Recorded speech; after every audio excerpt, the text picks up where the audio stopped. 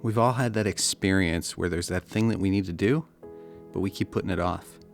Even worse, I think, is when there's that thing that we know in our hearts that we want to do, but somehow we just can't get ourselves to take the first step. There are reasons for this, but today I want to focus on some simple solutions to help you get moving. So tip number 1, perhaps the best tip I've got for you, lie to yourself. See, one of the big things that's stopping us from getting started is that internal emotional resistance. But we can lie to our emotions. We can convince ourselves we're just going to do a little bit. Maybe you have to work out and you tell yourself, I'm just going to do 10 push-ups. That's it. That's all I'll do for today. Then you get started and you find yourself doing a full workout. Maybe you have to write a paper. And so you say, you know what, I'm just going to turn my computer on, open up my word processor, and I'm just going to write a few lines. And then, of course, you get going and you end up finding yourself doing much more, maybe even writing the full paper. This can apply to so many tasks. Figure out what is that little lie that you can tell yourself that will allow you to get started, because that's the key. Once you get started, you're going to build momentum, and it's going to be hard to stop you. So that's tip number 1. Tip number 2, break things down into smaller steps. This goes along with the first tip. If all you're focused on is the larger goal, that can be intimidating, especially if it's a long-term one. So stop and break each goal down into smaller, more manageable tasks. The smaller the better, because the less intimidating they'll be, and the easier it's going to be to convince yourself that you're just going to do a little bit.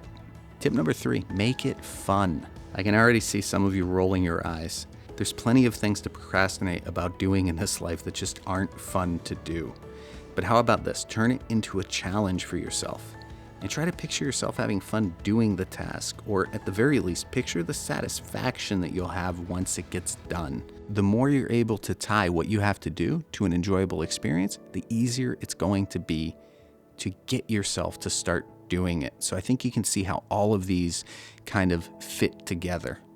If you can picture it as a fun activity, if you can use your mind to kind of convince yourself that it's going to be fun and you're just going to take that first step, all of that's going to work in your favor. Tip number 4, again, continuing down this path, reward yourself. That's one way to make things fun. As you break things into smaller, more manageable parts, and you start to look at it as a challenge, you can almost imagine that it's like a game, maybe a video game, that you're working your way up from level to level. In each level, you can give yourself a different reward. The further along you get, reward yourself more handsomely.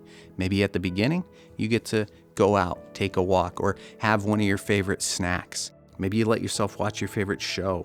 You get to decide the reward. But adding reasonable rewards can help make the process more fun. Tip number 5, I'm going to quote Jim Rohn with this one. Don't start your day until you have it finished. It's easier to get things done when you have a plan of what you need to get done. If you're struggling with procrastination, you might also be struggling with long-term planning. Don't worry about that. We're going to tackle that in a future video. Here's what I recommend for now. Just try to take some time at the end of each day to do a little planning for the next. And if you find yourself procrastinating about doing that, go back to tip number 1. Now here's the thing, procrastination can be a very real problem.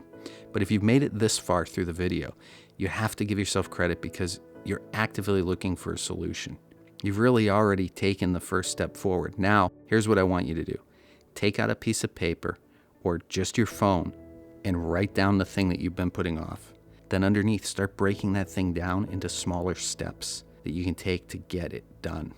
Then after each step, write down the rewards that you're going to give yourself. And I want you to do this now. That's one of the things that I want to be a key feature of this channel. I don't just want to share ideas with you. I want to try to get you to actively start taking steps towards your goals. And then the last thing I'll ask you to do is write down the one step you're going to do tomorrow. Perhaps we could call this a micro step. Figure out that little thing that you can do that's part of step 1 that will get you going. Okay, now that you've done that, the last tip I have for you, tip number 6, set your environment up for success. This is so important. You want to make things as easy as possible for you to be able to go from thinking about that thing you want to get done to getting it done. And sometimes our environment has all sorts of distractions. So that's part of this. Eliminate the distractions. The other part is to get things set up so that it's as easy as possible for you to get started. Meaning, maybe you do video production like I do. And so you have your computer set up so that the editing software is already open on your computer. When you flip open your laptop, whatever you're using, take it out of standby mode. It's there. It's in your face, basically calling for you to get started. Maybe you're a writer and you have your pen and paper, or you have your desktop again set up so that the word processor you're using is there, ready for you to get to work. Figure out what you need to do in your environment to have the right things there that are basically going to call you to action, while at the same time eliminating the distractions that are going to take you away from getting the job done. So there you go. There's 6 tips that I think will help you. They've certainly helped me as far as combating procrastination and being better able at taking the actions that I need. I hope you enjoyed this video. If you like it, we're certainly going to come back to this topic again and go over some additional tips and strategies that you can implement.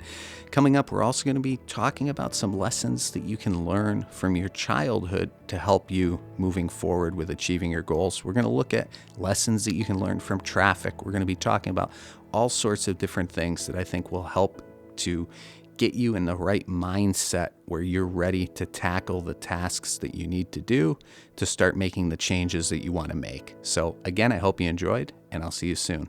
Take care.